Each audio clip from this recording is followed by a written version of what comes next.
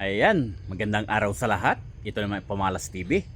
Ayan, di ba, bago tayo magsimula, tayo nang papasalamat sa mga sumusuporta sa ating mga video, ano? Ayan. Di ba, mayroon naman tayo i-share sa inyo yung halos walang gastos na pakain natin sa ating alagang pato o bibi, ano?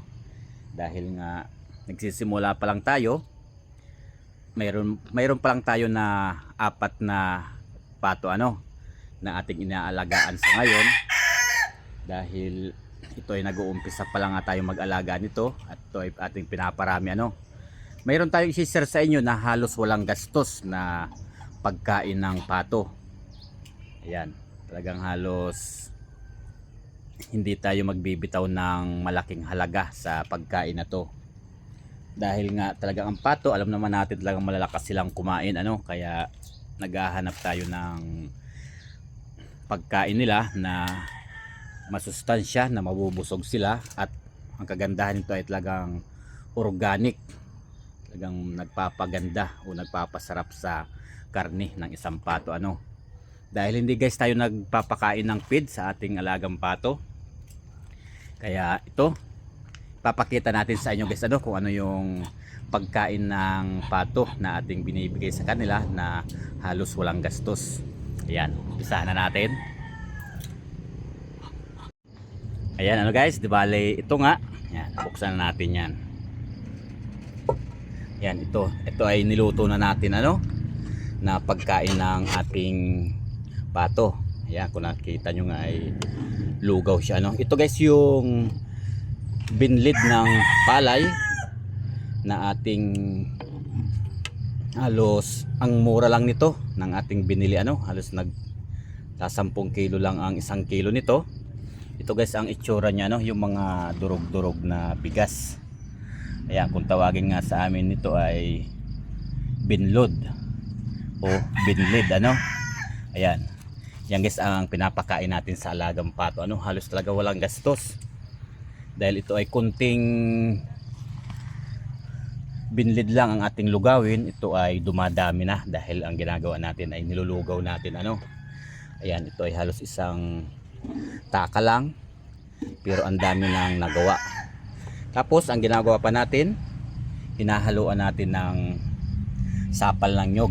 Ito guys ay hiningi lang natin sa kantin, ano, sa mga restaurant dyan. Ayan, hiningi lang natin to. Ito ay libre, walang bayad dyan, ano, dahil ito ay tinatapon lang nga, dahil pwede talaga itong pambahog sa o pangpakain sa pato.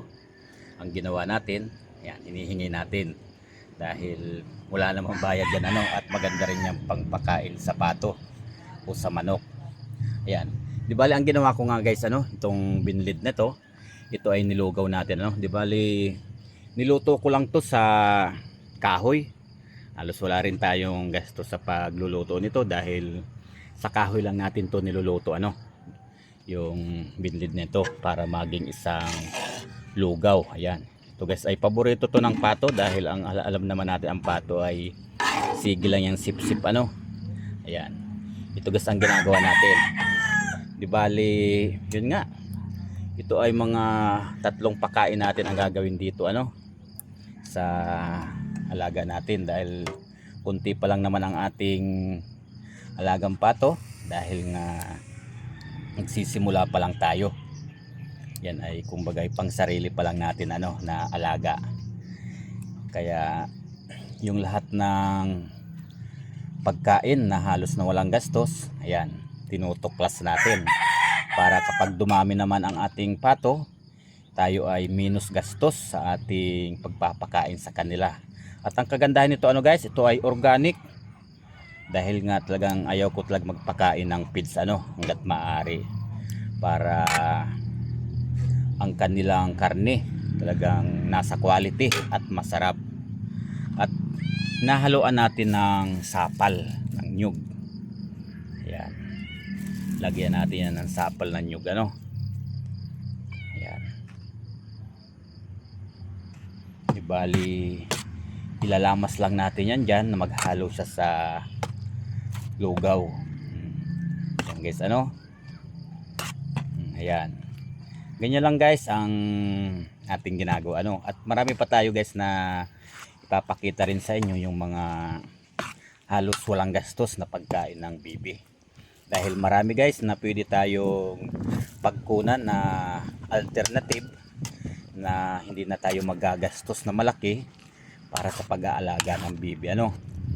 Dahil para ang kagandahan nito, pag ganito may alam tayo ng mga pagkain nila na halos na hindi natin na kailangan pang bilhin, na makukuha lang natin sa mga paikot ng ating bahay.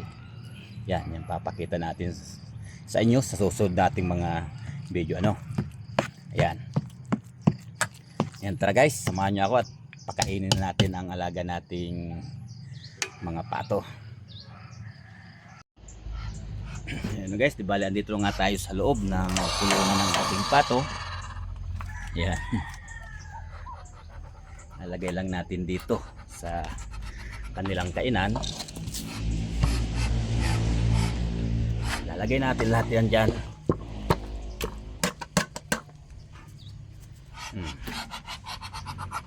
Yan, sarap na sarap yan ano guys.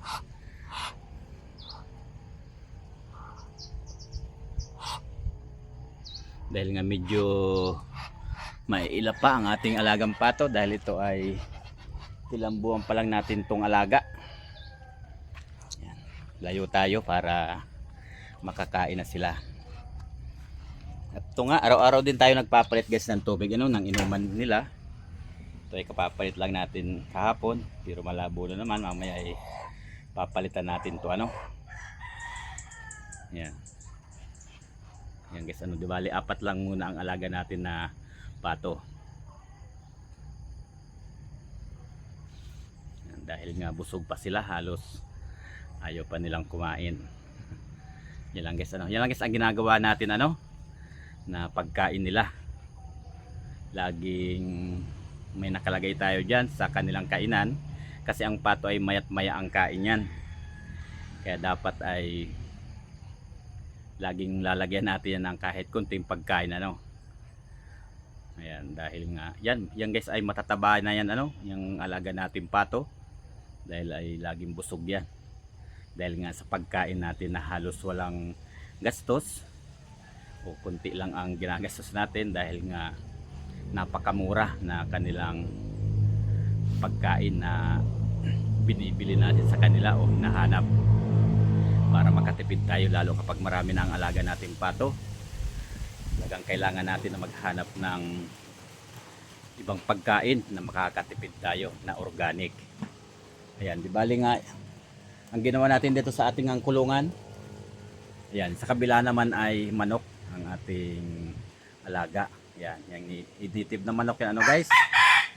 Ang alaga natin, di bali hinarangan natin dahil nag-aaway yung pato at manok. Ayan, hindi natin ipinagsama. Ayan, di bali hanggang dito lang guys ang Ipamalas TV. Ayan, sana'y nakapagbigay na naman tayo sa inyo ng kunting idea at kalaman sa pwedeng kainin ng ating pato. Ayan, mga busog pa nga sila no. Ayan, maraming salamat po sa inyong panonood. Hanggang dito na Ipamalas TV. Bye bye.